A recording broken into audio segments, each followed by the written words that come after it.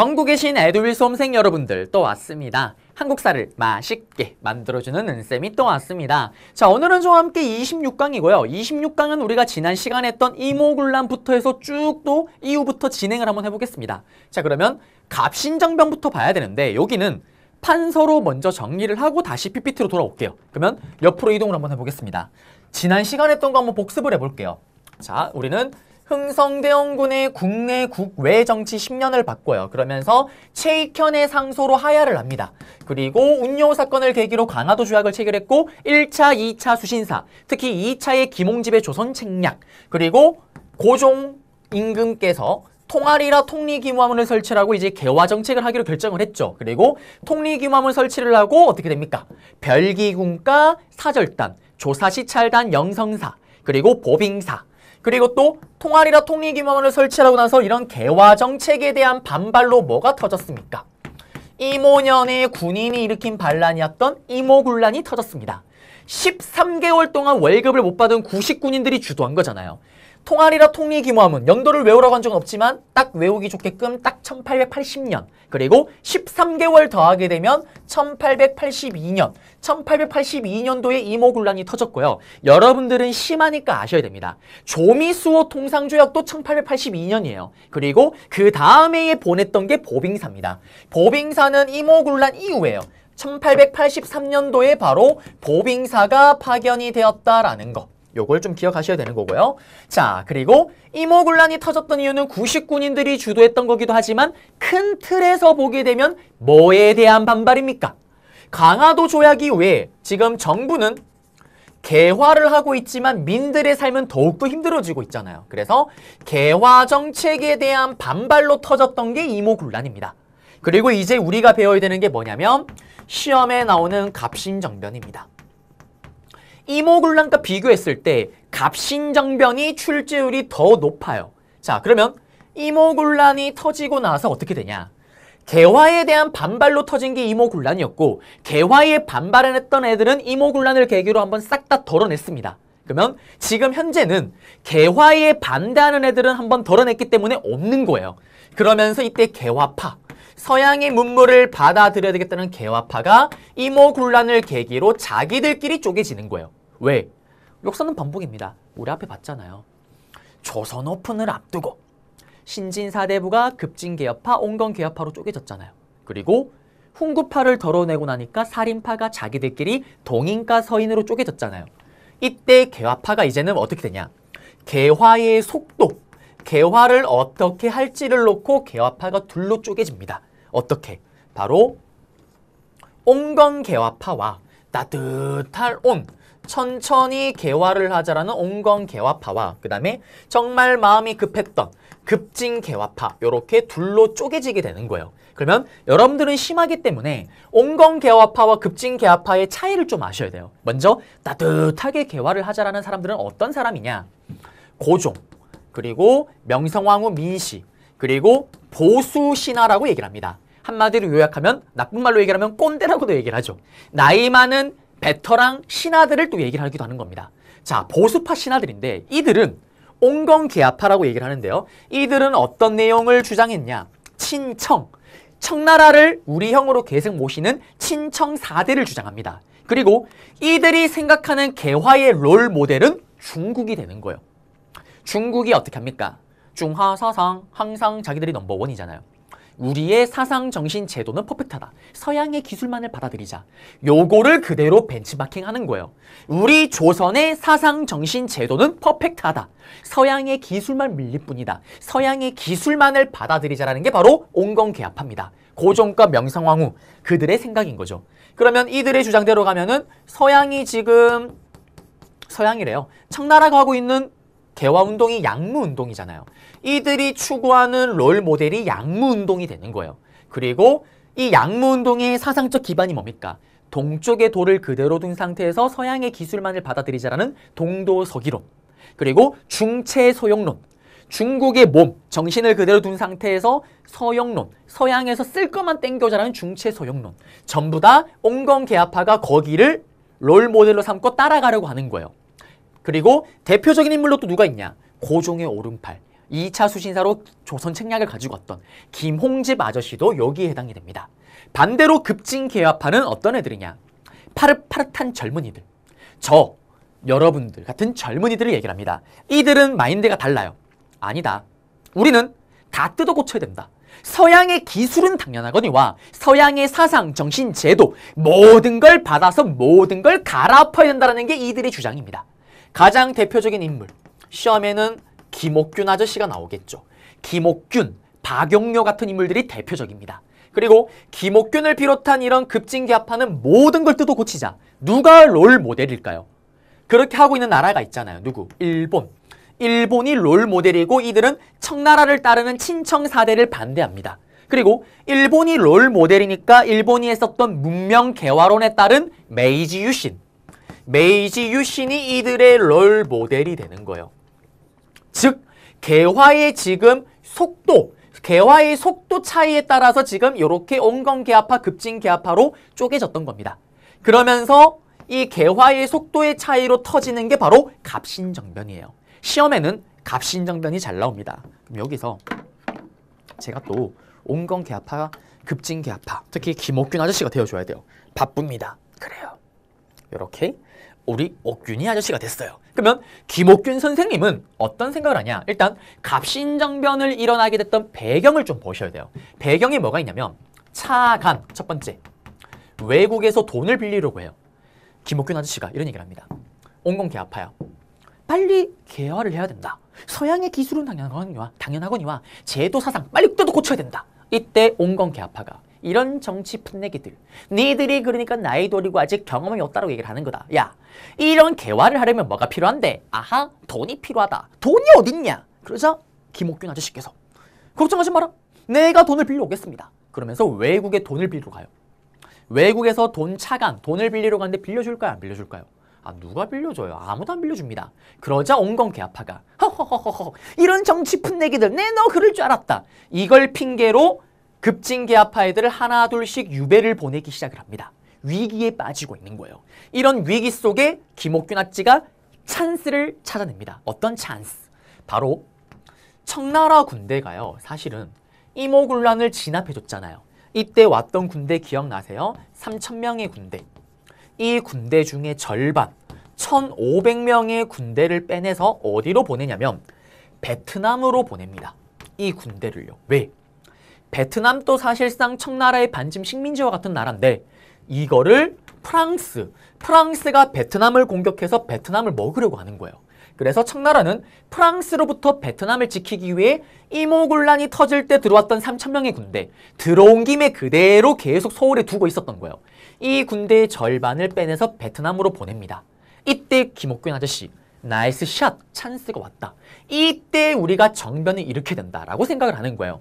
근데 혼자인만으로 불가능하잖아요. 그래서 누굴 찾아가냐? 일본을 찾아갑니다. 일본에게 도와달라고 얘기를 하는 거예요. 이때 일본이 계산기를 두드립니다. 그리고 도와주기로 결정을 해요. 일본은 왜 도와준다고 생각을 했을까요? 일본은 영악해요. 승률이 100%가 되지 않으면 아예 움직이질 않습니다. 일본이 봤을 때 이 1,000명이 빠졌다. 만약에 3,000명이 있으면 승률을 보장할 수 없지만 절반이 빠지면 이거는 자기들이 이긴다고 본 거예요. 그리고 또 도와준 이유가 있겠죠. 뭐냐? 강화도 조약 이후에 일본이 이제 조선 먹으려고 세팅을 하고 있었는데 이모군란을 계기로 다시 청나라가 주도권을 틀어졌잖아요. 요거 다시 찾아올 필요가 있는 거예요. 그래서 도와주겠다라고 약속을 합니다. 이런 배경 속에서 김옥균을 비롯한 박용효를 비롯한 급진개화파는 정변을 준비하는 거예요. 그리고 정변이 터집니다. 언제? 우정총국. 이게 우체국이에요. 축하연. 우체국 오픈날에 맞춰서 갑신정변을 일으키는 거예요. 우체국 오픈날. 근대 개화시설이잖아요. 그러니 온건이든 일단 급진이든 다 모여서 커팅식을 해야 될 거 아니에요. 이때 딱 숨어 있다가 들어오는 온건개화파를 총을 빵빵빵빵 쏘면서 죽여버립니다. 그게 그러면서 시작되는 게 바로 갑신정변이에요. 그러면 이때 총을 쏘면서 우체국도 불탑니다. 그래서 너무나 슬프게도 우리나라 최초의 우체국은 오픈날이 폐업날이에요. 문 닫습니다. 그리고 이때 고종과 명성황후에게 뭐라고 얘기를 하냐? 전하, 지금 역모가 일어났습니다. 얼른 조그만한 궁궐로 피신을 하셔야 됩니다. 그러면서 궁궐을 이동시킵니다. 그러면서 이들이 주도권을 틀어지면서 정변을 일으켰던 건데 이렇게 무리수를 둔 이유가 뭐예요?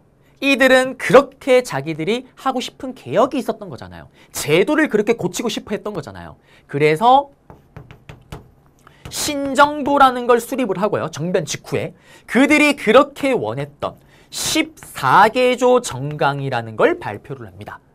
간혹 가다가 이렇게 질문하시는 분도 계세요. 선생님, 근데 왜 온건개합파는 왜 제도를 안 고치려고 해요? 이런 질문을 할 때가 있습니다. 간단해요. 이들은 지배자입니다. 지배층이에요. 지배층 안에서도 최고 지배층이에요. 특히 나이 많은 신하들 이미 누릴 거 다 누렸어요. 지금 현 제도 속에서 너무 행복해요. 만족스럽게 그지없습니다. 그냥 이들의 입장에서는 기술만 바뀌면 되는 거예요. 그러니까 이들은 제도 고치는 건 생각이 없었던 겁니다. 그런데 이 급진개합파가 이 갑신정변을 계기로 14개조 정강이라는 걸 통해서 개혁을 뜯어 고친다라는 내용을 넣게 되고 발표를 하는 거예요. 어떤 내용이 있냐? 대박입니다. 신분제. 신분제 폐지가 이때 들어가요. 물론 실현되지는 못하지만. 그 다음에 땅에서 나는 세금을 뜯어 고치겠다. 지조법. 땅지, 땅에서 거두는 조세를 손대겠다라는 지조법이 들어가기도 합니다. 그 다음에 또 중요한 게 뭐냐면 입헌군주제. 이게 대박이에요. 군주의 권한을 제한시키겠다. 자, 우리가 아는 군주는 전제군주제입니다. 여러분들 예전에 연산군이 저 신하 죽여버리겠다. 죽였어요. 그런데 신하를 죽였다고 당연히 왕이 욕을 먹겠죠. 그렇지만 그렇다고 왕을 죽여요?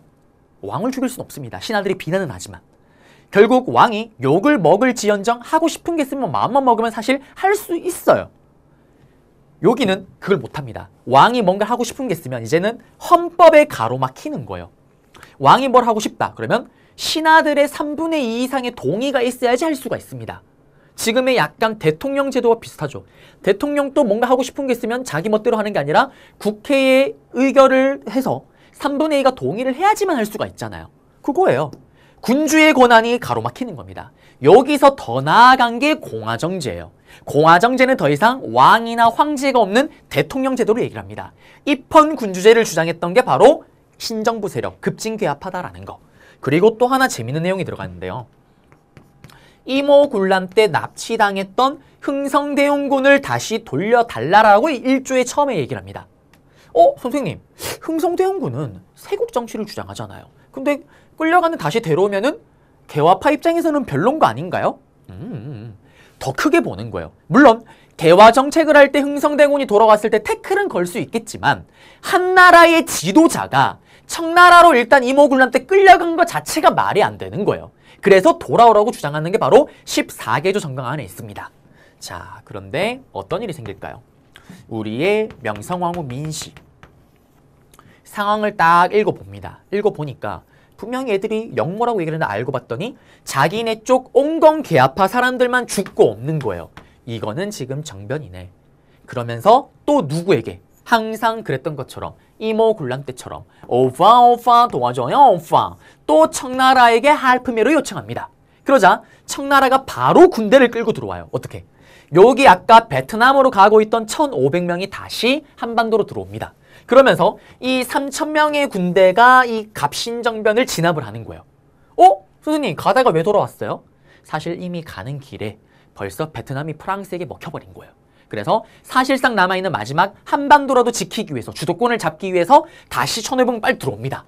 그리고 이 갑신정변을 진압을 하면서 이 갑신정변은 허망하게도 3일 전하, 3일 만에 끝나버려요. 그러면서 끝나는 게 갑신정변입니다. 시험에 나오면 어떻게 나오냐? 방금 요 앞에 스토리 있죠. 이것들이 제 시험에 둥 던져놓고요. 아니면 김옥균 사진을 넣고 김옥균 샬랑샬랑 꿀랑꿍 밑줄 끕니다. 다음 인물이 주도하였던 사건에 대한 설명으로 옳은 것은 또는 급진개합파 샤랑샤랑 꿀랑꿍 급진개합파 밑줄 쫙 또는 우체국 오픈날 우정총군 축하의 날 일어났대요. 정변이. 다음 자료와 관련된 사건에 대한 설명을 옳은 것을 했을 때 이모군란과 마찬가지로 결과와 영향이 정답으로 제일 잘 걸려요. 결과 영향입니다. 누가 진압을 해줬습니까? 청나라가 진압을 해줬잖아요. 그러면 이모군란이랑 정답이 똑같을 수가 있습니다. 누구의 간섭이 강화되었다? 청나라의 내정 간섭이 강화되었다. 찾으면 정답이죠. 그리고 이때 또 일본 또 얘기를 합니다. 일본 또요. 우리에게 또 피해 손해배상을 요구해요. 어떤 일이 벌어지냐면 보세요. 3일 천하로 끝날 때 원래 일본이 도와주기로 약속을 했잖아요. 그래서 급진계합파가 일본에게 도와달라고 막 헬프미를 요청합니다. 일본이 쌩까요. 왜 쌩까냐? 얘들의 계산은 1,500명일 때 계산이잖아요. 근데 3,000명이 다시 온전하게 들어와서 지금 진압하러 왔잖아요. 이때는 진다라는 보장도 없지만 이긴다라는 보장도 없는 거예요. 쌩깝니다. 그러자 급진계합파 도와주기로 했던 일본에게 도망치는 거예요. 우리나라에 있던 서울에 있던 일본 외교 대사관으로 도망갑니다. 진압을 하는 청나라 군대가 따라가겠죠. 이때 엄청난 사건이 생겨요. 따라가다가 실수로 청나라 군대가 급진계합파를 진압하는 과정 속에서 일본 외교 대사관을 공격해요. 깜짝 놀랍니다. 오! 우리 일본도 오! 서로 놀래요. 왜? 청나라 입장에서는 이거 서로가 쏜 게 아닌데 일본은 뭐야? 쟤들 왜 쐈어? 뭐야? 전쟁이야? 고민에 빠집니다. 왜? 일본의 입장에서 보면 개구력이에요. 봐요. 프랑스에 우리나라 외교 대사관이 있을 거예요. 맞죠? 당연히 있겠죠. 근데 그거를 프랑스 군인들이 미사일로 우리나라 프랑스 대사관을 공격을 해버린 거예요. 그럼 어떻게 되는 거예요? 에듀윌 유료 회원만의 특별한 서비스.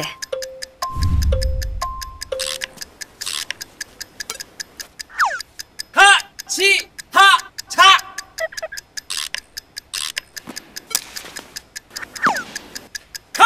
가치하차 정답! 같이 하자 친구야 에듀윌 유료 회원!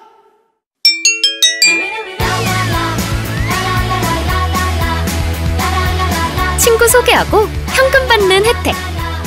오직 에듀윌 유료 회원에게만. 전쟁입니다. 이거는 전쟁이에요. 선전포고입니다. 만약에 우리가 가만히 있으면 어떻게 되는 거예요? 전 세계 호구 잡히는 거예요. 다른 나라에 있는 우리나라 외교대사관이 그날 해당되는 나라 공격을 받았는데 멍 때리고 있어요? 전쟁이죠. 근데 이때 일본이 꾹 참아요. 개구력입니다. 100% 이긴다는 보장이 없으니까 꾹 참습니다. 이 개구력을 10년 후에 복수를 내요. 그게 바로 청일전쟁입니다. 일본이 대단한 민족이긴 해요. 그러면서 이때 일본이 외교대사관 피해를 입었잖아요. 꾹 참으면서. 이거를 우리한테 손해배상을 요청해요. 니들 때문에 우리가 피해를 입었다. 그러면서 이모군란에서는 제발 물리 포기하지 마. 강화도 조약 때 항구를 열었던 인천에서 조약을 체결했더라면 이제 더욱더 수도로 다가옵니다. 서울에서 조약을 체결해버려요. 그냥. 일본은 이때 체결했던 조약이 한성조약입니다. 그래서 한성조약을 체결하였다 그러면 갑신정변의 정답이 될 수가 있는 거예요. 그리고 또 청나라와 일본이 어이가 없어요. 둘이 하여튼 이번 사건으로 전쟁이 날 뻔했잖아요. 본의 아니게 대사관을 공격하면서 공사관을. 그러면서 둘이 조약을 체결해요. 우리 빼놓고 어이가 없게도. 텐진에서 둘이 텐진 조약을 체결합니다. 이거 내용이 어떤 거냐. 야, 우리 하마터면 우리 둘이 전쟁 날 뻔했어. 조선 때문에. 그러니까 앞으로 조선에 어떤 일이 생기면 서로 알려주고 같이 군대를 들어갔다가 사건이 끝나면 같이 나오자 라면서 텐진 조약을 체결했다라는 거. 요게 갑신정변입니다. 그러면 정리를 하자면요. 갑신정변이 시험 문제가 나오게 되면은 정답이 될 수 있는 거. 급진계합파가 주도하였다. 김옥균이 주도하였다. 찾으면 정답. 우정총국 축하연 날 일어났다. 찾으면 정답. 신정부를 수립하였다. 14개조 정강을 발표하였다. 찾으면 정답. 여러분들은 심하기 때문에 이 14개조 정강 내용을 제시문에 던질 수가 있습니다. 그래놓고 다음 같은 발표를 하였던 세력에 대한 또는 사건에 대한 내용을 옳은 것을 했을 때 갑신정변 찾아야 되겠죠. 그리고 3일 천하로 끝났다. 찾으면 정답. 청나라의 내정 간섭이 강화되었다. 그 다음 한성조약이 체결되었다. 찾으면 정답입니다. 지우고 PPT로 가볼게요. PPT를 가시게 되면요. 여기에 보시면 김홍집 대표인물, 그 다음에 고종과 명성황후고 청나라의 양문동의 롤모델, 동도서기론, 그 다음에 청나라를 따르고요. 급진계합파는 김옥균, 박영호가 대표적이고 일본을 롤모델 메이지 유신, 그리고 친청사대 반대했고 이들이 갑신정변을 주도했다라는 거. 이모군란 직후에 이렇게 쪼개지는 겁니다. 그리고 이제 갑신정변인데요. 여기 배경 아까 했던 내용 있고요. 우정총국 축하연 날 개화당 정부 수립, 신정부 수립, 그 다음에 입헌군주제 개혁 추진했고 3일 천하로 끝났고요. 그리고 나서 14개조 정강 내용입니다.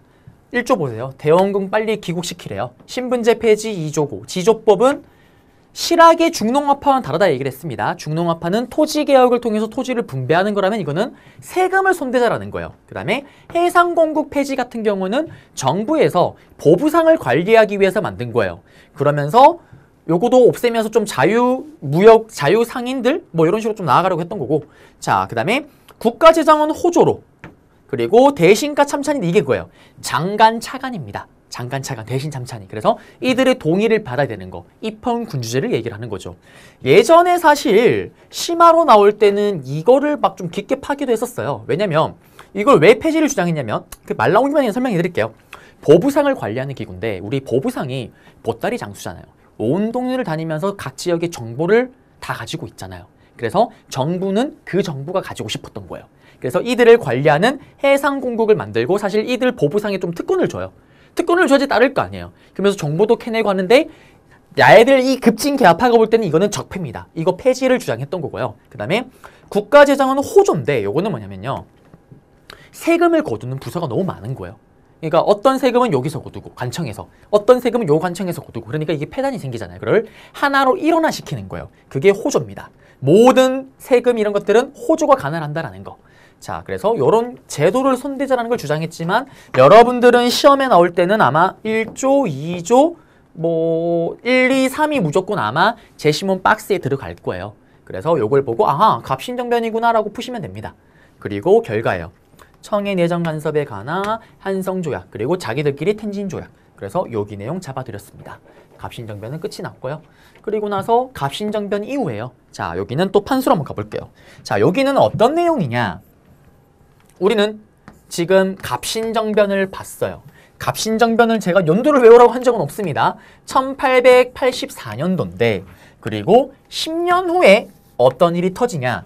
이때 당한 개구력을 일본이 10년 후에 복수한다 그랬잖아요. 1894년도에 청일전쟁이 터지는데요. 이 청일전쟁이 터질 때 우리나라에서는 어떤 일이 생기냐면 맞습니다. 동학농민운동이 일어나는 거예요. 좀 이따 바로 볼 거예요. 그러면 지금 저기 PPT에 있는 내용은 어떤 내용이냐? 갑신정변이 터지고 나서 동학농민운동이 터지기까지의 지금 시간적 갭이 10년이 있잖아요. 이 10년 동안에 어떤 사건이 있었냐라는 게 저기 지금 PPT에 들어가 있는 거예요. 그러면 첫 번째 갑니다. 지금 이 갑신정변이 터지고 나서 이모군란 갑신정변 전부 다 누가? 청나라가 진압을 해줬잖아요. 그러니까 청나라의 내정 간섭이 강화됐겠죠. 이 시기에.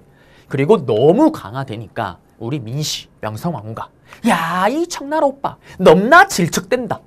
어제는 분명히 나한테 옷을 뭐 입고 갈래? 이게 좋지 않겠니? 정도라면 이제는 너 5시까지 들어와야 돼.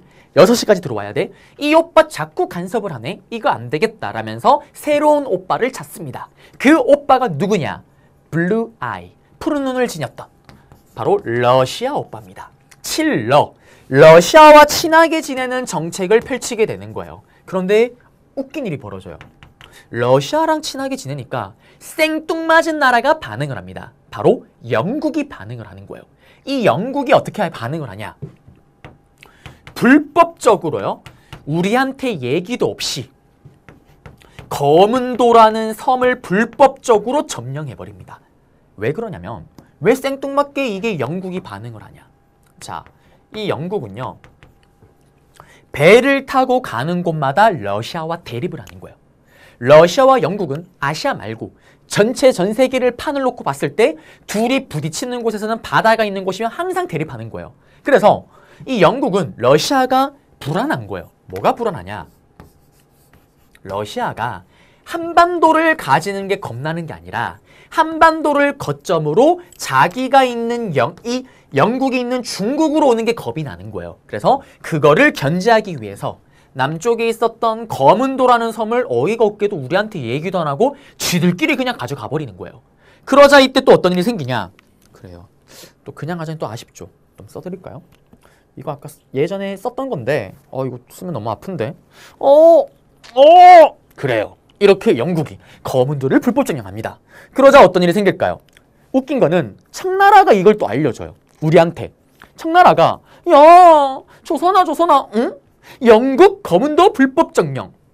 제가 며칠 사이에 얼굴이 커졌나 봐요. 이게 에이 다시 갑니다. 영국 불법 거문도 점령. 그러자 조선에서 형. 영국이 뭐 우리 거문도를 점령해요. 거기 아무것도 없는 무인도인데. 에이, 그럴 리 없어요. 아니다, 거문도. 형, 영국이 올 리가 없는데. 있다, 형, 어떡해, 우우우우. 그러다 어떡해. 청나라가요, 러시아가 내려오지 않는다라는 약속을 받은 후에 중재를 해서요, 영국이 거문도에서 2년 만에 철수를 합니다. 이게 영국의 거문도 불법 점령 사건이에요. 자, 이런 일이 터지는데, 이런 일이 근본적으로 생기는 이유가 뭐예요? 여러분들이 어릴 때 사회 시간에 배웠습니다. 우리나라는, 이 한반도는 아시아의 허브, 아시아의 허파, 아시아의 어떻게? 교통의 요지. 그래서 많은 나라들이 탐을 냈던 거예요.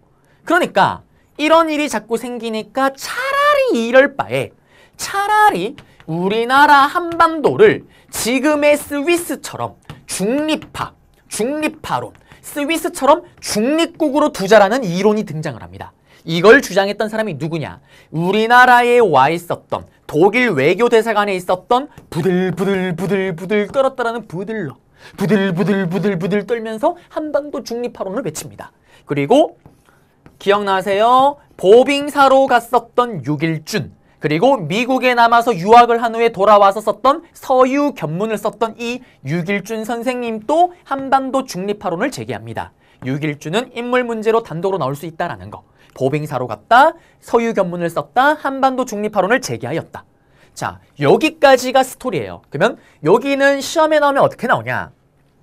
쉽게 나와요. 제시문에 영국의 불법 거문도 점령이 있어요. 다음 같은 사건이 일어난 직후에 볼 수 있는 거. 한반도 중립파론이 제기되었다. 찾으면 정답. 또는 이거 두 개가 다 있어요, 이번에는. 그럼 어떻게 되냐? 다음 같은 상황이 벌어졌던 시기에 국제 정세로 오른 것은 한반도를 놓고 서구 열강의 침탈이 심화되었다. 찾으면 정답입니다. 요렇게밖에 안 나오고요. 그 다음에 또 이 시기 10년 사이 또 뭐가 있냐면 서양의 침탈, 청나라 일본의 상인들의 침탈이 너무 심하니까 시장 문을 닫는 철시라는 게 일어나기도 하고요. 그리고 다음 시간에 배울 방공령이라는 게 있습니다. 이런 것들도 여기에 일어났다라는 거. 그래서 스토리 한번 잡아드렸습니다. PPT로 한번 가볼게요. 지우고 가시게 되면 여기 청의 내정 간섭이 강화됐고요. 그러면서 러시아와 친하게 지내니까 영국이 반응을 합니다. 거문도 불법 점령. 그러니 차라리 이럴 바에 한반도를 중립국으로 두자라는 중립파론이 등장했다라는 거. 그리고 거문도가 여기 있죠. 여기 있는 겁니다. 그래서 나중에 지역 문제가 나올 때가 있잖아요. 지역 문제가 나올 때 영국이 불법 점령했던 곳이다 라고 했을 때 그게 제주도나 장보고가 있었던 청해진이 중국에 찍혀 있으면 그건 오답이 되겠죠. 그렇게 나오기도 한다라는 거고. 그리고 넘어가서 이제 동학농민운동 한번 가보겠습니다. 자, 동학농민운동의 배경인데요. 이거는 동학이 다시 한번 크게 이때 흥행을 해요. 예전에 언제 인기가 많았어요? 세도정치기 때. 농민들이 너무너무 힘드니까 기댈 데가 없습니다. 종교에 기댄다고 얘기를 했잖아요.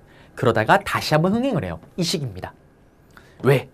개항을 하고 개화를 하는데 민들의 삶은 더욱더 힘들어지는 거예요. 그러면서 기댈 데가 없으니까 이 시기 때 또 종교에 기대는 거예요. 그러면서 동학의 교세가 확장이 되고 신도들이 많아집니다. 그리고 그거에 가장 크게 기여했던 게 예전에 한번 배웠죠. 최시영 선생님의 지금으로 치면은 성경과도 같은 동학경전 동경대전, 지금의 찬송가와 같은 동학의 노래, 영감유사 가사집을 만들면서 적극적으로 포교 활동을 하면서 또 많은 신도들이 만들어졌다라는 거고요. 자, 그러면서 교조 신원운동이 벌어져요. 자, 이거는 최근에 치러졌던 문제에서는 시험이 나오지가 않습니다. 최근 치러진 문제에서는 본 적이 없는데 나오지도 않았고요. 그렇지만 일단 뭔지는 아셔야죠. 그래도 자, 교조 신원운동이 일어나게 되는데요. 동학의 핵심 사상 기억나세요? 제가 기억해달라고 얘기를 했었잖아요. 인내천 사상이라고. 사람이 즉 하늘, 나도 하늘, 여러분도 하늘, 저기도 하늘, 다 하늘, 인간 평등이 들어갔다라고 얘기를 했잖아요. 이 인간 평등에 따르면은 맞죠? 신분제 사회였던 조선에서는 허용될 수가 없습니다. 그래서 탄압을 당하였고 최재우 교주가 혹세무민의 죄로 처형을 당했잖아요. 최우가 그렇게 죽음으로써 동학은 사교, 사이비 종교입니다. 믿게 되면. 그리고 그걸 믿으면 이제 벌을 받는 거예요. 그러니까 동학의 신자들은 일대 교주, 최재우의 신원을 회복시키는 운동을 하려고 했던 거예요. 그래야지 동학 활동을 하는데 아무 문제가 없잖아요. 그 첫 번째 집회가 전라도 삼례 집회입니다. 동학을 공인하라고 포교의 자유를 달라. 허용해주지 않겠죠. 그러면서 어떻게 이들이 경복궁 앞으로 가요. 40여 명이 엎드리면서 상소를 올립니다. 그래서 정부에서 일단 내려가. 우리가 한번 요거 생각 다시 한번 해볼게. 그렇지만 또 반응이 없겠죠. 그러면서 또 전라도에서 보훈 집회가 일어납니다. 여기 삼례 집회와 복항 상속 때까지는 순수하게 종교적인 이유예요. 교조 신원운동. 근데 여기서는 마지막 단계에서는 교조 신원운동에다가 정치적인 요구까지 들어갑니다. 탐관오리를 없애달라, 일본을 덜어내달라, 백성들을 편안하게 해주고 나라를 지켜달라, 이런 요구가 들어가는 거예요. 그런 상황 속에서 이제 동학이 터집니다. 동학 농민운동은 프리콜이 고부밀란이에요. 고부밀란부터 동학농민운동까지 쭉 잡아야 되는데 여기는 제가 판소로 한번 잡아보겠습니다. 네, 판소로 한번 잡아볼게요. 자, 그러면 일단 동학농민운동 가야 되니까 일단 농민이 되어줘야 되겠죠. 깜찍한 농민이 되어줘야 됩니다. 그래요. 또 농민이 되었습니다. 이 농민이 어떤 일이 생겼냐? 자, 보시게 되면 이게 감이 안 오네요. 여기니까 여기서부터 쓰면 되겠네요. 네, 자, 먼저 동학농민운동의 프리퀄이 고부밀란이에요. 전라도 고부입니다. 이 전라도 고부에 희대의 탐관오리가 있었습니다. 아주 시래기 같은 탐관오리가 있었어요. 그 탐관오리가 누구냐? 이런 병갑 이런 병갑이 쓰레기 같은 병갑이가 있었습니다. 조병갑이에요. 이 사람이 누구냐면 고부의 군수입니다. 지금으로 치면 고부 사또가 되겠죠. 이 병갑이가 어떤 쓰레기 같은 짓을 하냐? 농민들이 이렇게 불러 모아놓고, 농민들아, 저기 저수지 넘나? 낡은 것. 저 저수지 허물고 새로운 저수지를 한번 만들어보자. 만석보라는 새로운 저수지를 만듭니다. 농민들이, 사또, 군수님, 아니 저수지 멀쩡한데요? 꾸졌어. 허물고 새로 만들어요. 그리고 어떻게? 마음껏 물을 쓰렴이라고 얘기를 합니다. 물을 마음껏 썼어요. 그랬더니 어떻게? 병갑이 아찌가, 야, 니들 물을 썼으면 물세를 내야지. 물세를 내래요. 제정신이 아닙니다. 그 다음에 또 우리 아버지가 너무나 뛰어난 위인인 것 같아. 그러면서 우리 아버지를 기리기 위해서 강개토 대왕릉비 같은 커다란 비석을 만들려고 해요. 또 난리가 나겠죠. 이런 쓰레기 같은 짓을 하면서 결국 동학을 믿었던 사람들, 그리고 동학의 리더였던 정봉준 아저씨를 중심으로 에라이 들고 일어납니다. 그게 바로 고부밀란이에요. 깜놀하겠죠. 그러면서 일단 문제가 됐던 조병갑을 자릅니다. 그리고 새로운 군수로 박원명이라는 아저씨가 군수로 와요. 그리고 정봉준을 비롯한 동학을 믿는 농민들에게 이런 얘기를 합니다. 워워워워, 침착해라. 일단 니들 우리 믿고 해산해. 니들 해산하면 우리가 이거 병갑이가 잘못했는 거 다 밝혀내고 다 조사를 해서 이거 다 정상 처리할게. 걱정하지 말고 해산해. 그 약속을 믿고 농민군들이 해산을 합니다. 그러면서 수도에서는 기억나세요? 이런 농민 반란이 일어나면 파견했던 사람이 안핵사라는 직책이 있었잖아요. 예전에 세도 정치기 때는 진주밀란, 백낙신, 유계춘, 그 사건 때는 박규수를 보냈던 것처럼 이때 이용태라는 아저씨를 보냅니다. 그런데 문제가 있어요. 이 이용태가 조병갑이랑 동급이에요. 이 영태 쓰레기 영태, 이 영태도 또 쓰레기입니다. 얘가 와서 뭐라고 조사를 하냐? 조사를 하고 뭐라고 보고를 하냐? 전하, 제가 조사를 했는데요. 우리 병갑이는 너무나 훌륭한 군수였습니다. 일을 너무 잘하고 있었어요. 동학을 믿는 농민군들 얘들이 문제입니다. 얘들을 작살내야 됩니다. 라면서 동학을 믿는 농민군들을 죽이고요. 농민군들의 가족을 감옥에 가둬버립니다. 그러자 이게 뭔데? 다시 들고 일어나요. 농민군들이 다시 들고 일어납니다. 정봉준을 비롯한 농민들이 들고 일어나는데 이거를 우리는 1차 동학농민운동이라고 얘기를 하는 거예요. 그러면 1차 동학농민운동은 누구 때문이에요? 쓰레기 영태, 쓰레기 병갑이. 바로 반봉건. 봉건주의를 없애자라는 형태로 들고 일어나고요. 첫 번째 봉기가 뭐냐면 백상봉기라고 얘기를 합니다. 듀얼 유료 회원만의 남다른 서비스.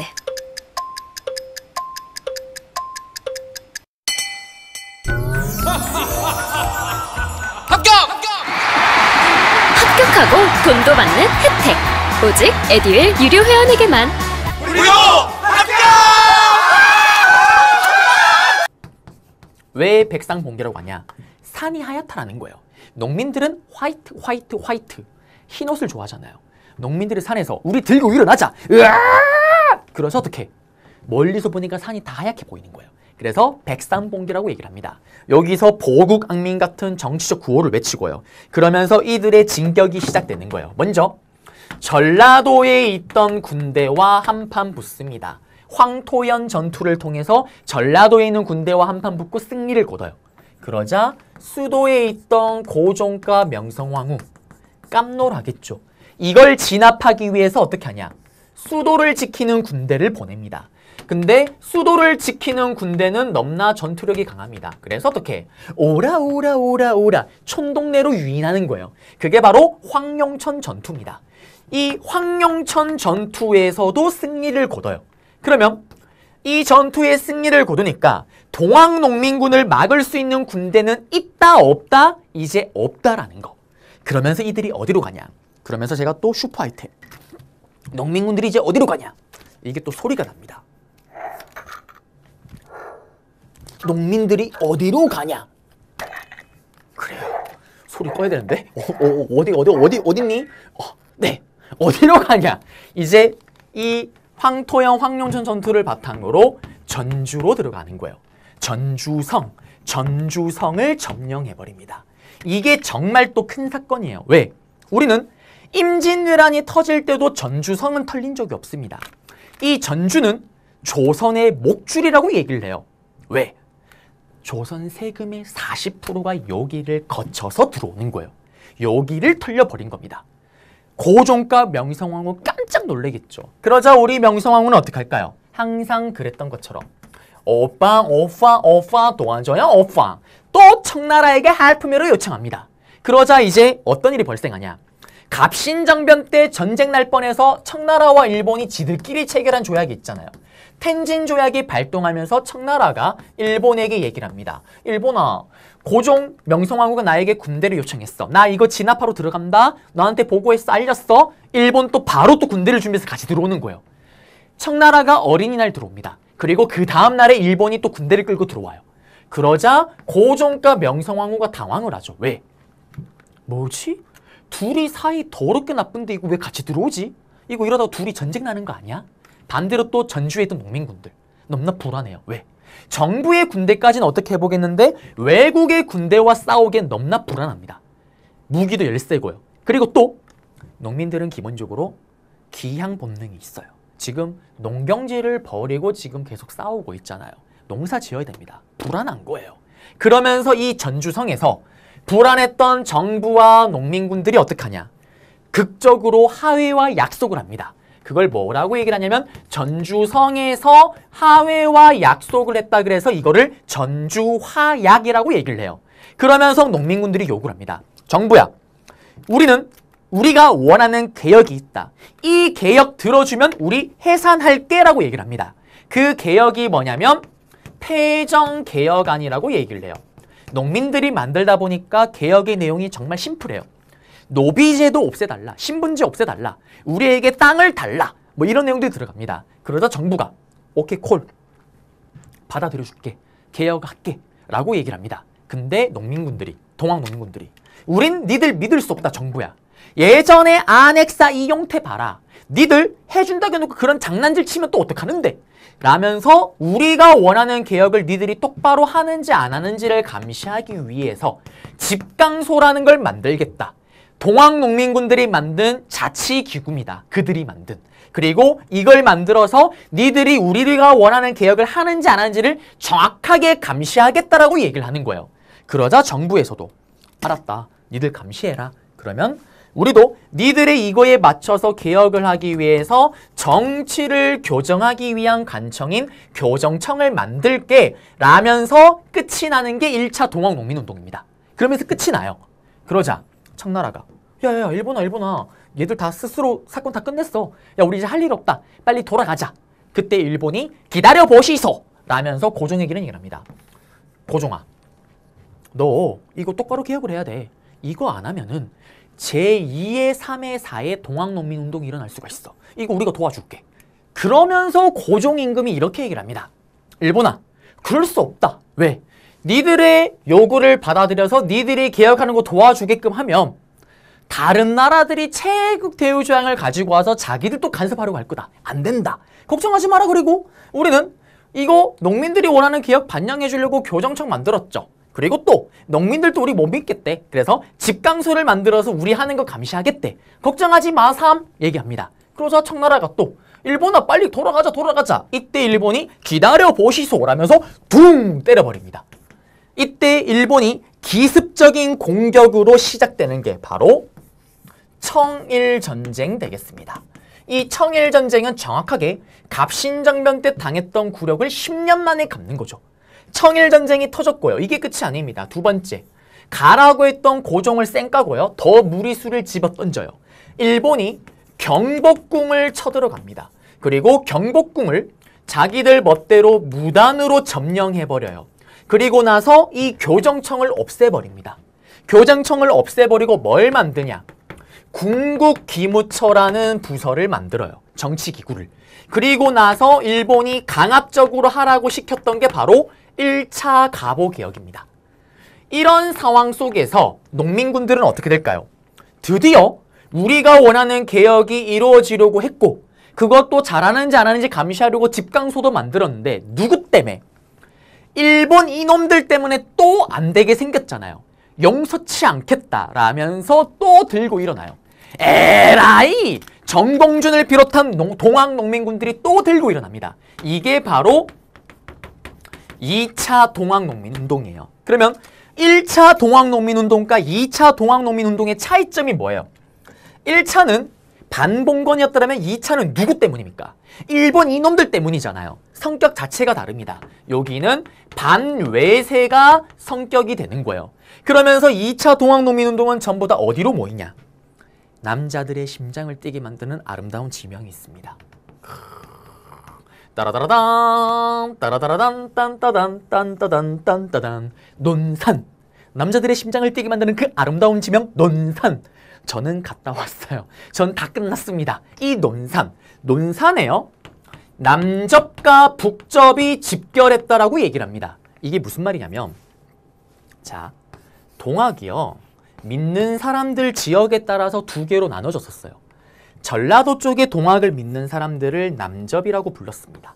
그리고 수도권 일대, 충청도 일대입니다. 거기 일대 북쪽에서 수도권 일대에서 동학을 믿는 사람을 북접이라고 얘기를 했어요. 그리고 이 북접을 이끌었던 대표적인 동학농민운동의 지도자가 누구냐면 동학의 지도자가 손병희라는 아저씨입니다. 그런데 1차 동학농민운동 때만 해도요. 둘은 각각 따로 움직여요. 특히 북쪽에 있던 북접은 여기에 1차 동학농민운동 때 가담하지 않습니다. 왜?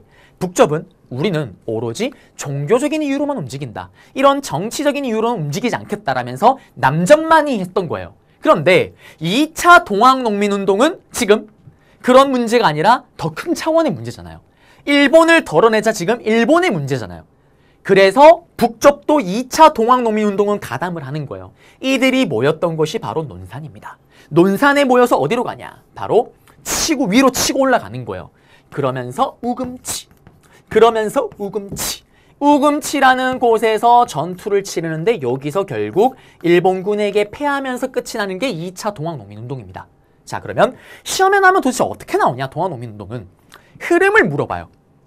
가와 나 각각 동학농민운동 사건을 줍니다. 예를 들면 고부밀란, 그 다음에 예를 들면 전주성점령, 여기 사이를 비워두는 거예요. 그러면 가와 나 사이에 들어갈 수 있는 사건, 백상봉기, 황토현 전투, 황룡천 전투, 정답이 될 수가 있잖아요. 또는 좀 크게 주기도 해요. 백상봉기부터 기준을 해서 아니면 우금치 전투, 여기 사이에 들어갈 수 있는 거. 전주성점령, 전주화약, 직강소 설치, 교정전 설치 가운데 들어갈 수 있잖아요. 다 정답이 될 수가 있는 거예요. 또 2차 동학농민운동을 단독으로 물어봐요. 논산에서 모이거나 아니면 보통은 우금치를 줘요. 우금치 전투에서 정봉준이 붙잡히면서 끝이 났대요. 다음 같은 시기에 볼 수 있는 사건으로 옳은 것은 무슨 말이냐면, 자, 지금 절대 헷갈리면 안 되는 게 동시간대에 지금 3개의 사건이 동시에 일어나고 있어요. 무슨 말이냐? 2차 동학농민운동이 일어날 때 청일전쟁 중이에요. 2차 동학농민운동이 일어나고 있을 때 지금 경복궁을 무단으로 점령하고 1차 가보개혁 중인 거예요. 3개 사건이 각각 따로따로가 아니라 동시간대입니다. 그러면 이 우금치를 줬을 때 볼 수 있는 모습으로 옳은 것은 청일전쟁에 참전하고 있는 군인 모습 볼 수 있는 거 맞잖아요. 정답 될 수 있겠죠. 그 다음에 또 1차 갑오개혁을 시행하고 있는 관리, 군국기무처에서 개혁을 시행하고 있는 관리, 이 시기 때 볼 수 있는 거 맞잖아요. 찾으면 정답입니다. 그리고 전주성에서는 승리를 거뒀고 우금치에서는 패배를 했습니다. 암기법이 하나가 있어요. 자, 여러분들 전주라고 하면 왠지 모르게 어떤 음식이 떠오르나요? 왠지 모르게 전주 비빔밥! 전주 비빔밥이 떠오르지 않나요? 약간 설레죠. 또 운동진이가 어떤 멍멍이 같은 소리를 할지. 자, 전주 비빔밥! 전주성에서는 동학 농민군들이 온갖 채소를 버무려 먹는 비빔밥을 먹어서 힘을 내서 승리를 거뒀다라는 거. 우금치 2차 땐 패했습니다. 우금치 왠지 모르게 시금치. 미안해요. 왠지 모르게 시금치. 이 우금치에서는 뽀빠이가 아닙니다. 시금치만 먹어서 영양실조로 패배했다라는 거. 아, 미안해요. 여러분들이 이렇게 하면 기억을 못해서 그래요. 우금치, 시금치, 시금치. 아, 미안해요. 자, 그리고 또 전주성인데요, 여러분들. 전주 비빔밥은 진짜 뻥이 아니고 음식 박사님들이 말씀하시기로 진짜 전주 비빔밥의 유래 중에 하나로 동학농민운동을 보기도 해요. 왜? 농민들이 전쟁 중이니까 바쁘잖아요. 어떻게 제대로 차려 먹겠어요. 그래서 한 그릇에 버무려 먹다 보니까 비빔밥이 등장하였다 라고 해서 3대 유래 중에 하나로 보기도 합니다. 그래서 우리는 동학농민운동으로 시험에 나올 수 있는 거 다 알려드렸어요. PPT로 갑니다. PPT로 가볼게요. PPT로 가볼게요. PPT로 가게 되면요. 여기 지금 고부군수 저병갑의 타막, 이게 배경이죠. 그리고 정봉준이 사발통문을 돌려서 농민들을 모았대요. 그리고 조명각 파면, 박원명, 안핵사 이용태 둘 다 쓰레기 원, 투입니다. 사발통문은 뭐냐면요. 간혹 가다가 제시문에 동학이라는 걸 주기 위한 힌트로 나오기도 해요. 사발이 그거 있잖아요. 밥그릇을 이렇게 뒤집는 거예요. 여기 이렇게 해서 밥그릇을 이렇게 뒤집습니다. 그리고 사람 이름을 이렇게 쓰는 거예요. 밥그릇을 갖다 놓고. 우리 어떤 뭐 동아리를 만들면 동아리 회장이 제일 위에 이름 쓰잖아요. 회장 누구, 운동진. 그 다음에 총무 누구누구 이렇게 쓰잖아요. 근데 그러면 제일 위에 있는 게 누가 대장인지 바로 알잖아요. 그걸 모르게 하려고 이렇게 쓰는 거예요. 이렇게 딱 사발을 놓고 밥그릇 엎어놓고 이름을 이렇게 써 떼버리면 누가 대장인지 알 수가 없잖아요. 그게 사발통문이에요. 그리고 안엑스 이용태 실정으로 1차 봉기. 정봉준, 김계남이 주도를 했고요. 그 다음에 고부점령 후에 백상봉기. 보구간민, 폭정을 제거하고 백성을 구하겠다. 뭐 4대 강령이라는 거 외쳤고, 황토현에서 전라도 군대, 황령천에서 수도에서 내려온 군대, 그리고 막을 사람이 없습니다. 전주성으로 들어갑니다.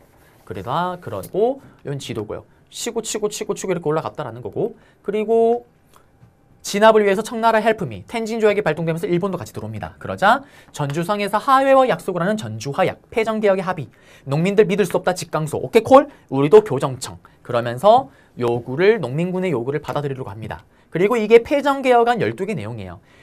갑신정변은 개혁의 내용을 던져놓고 물어볼 수 있지만 동학농민운동은 그렇게까지 나오진 않습니다만 그래도 심플해요. 내용을 보면. 농민들이 주장한 거잖아요. 과부 재혼해주세요. 재혼 가능하게. 그 다음에 여기 어디냐면은 탐관오리 없애주세요. 얼마나 심플해요. 노빈문서 불지를 주세요. 정말 간단 무결합니다. 그리고 중요한 거 여기 마지막에 토지를 분배하라. 내 땅을 달라라는 거예요. 토지 개혁이 아니라 토지 세금을 손대는 게 아니라 그냥 땅을 달라라는 겁니다. 그래서 이런 걸 주장했던 게 동학농민군이다라는 거고 2차 봉기는 결국에는 가라고 하는데 안 가죠. 무단점령 1차 갑오개혁 그리고 청일전쟁 터집니다. 그리고 여기에 반대해서 삼내에서 들고 일어나고요. 여기 보시면 논산에서 남북적 연합부대가 형성되고 우금치 전투 여기서 결국 패하면서 끝이 납니다. 그게 바로 동학농민운동이다라는 거. 시험에 나오는 거 다 알려드렸습니다. 레파토리 패턴은요.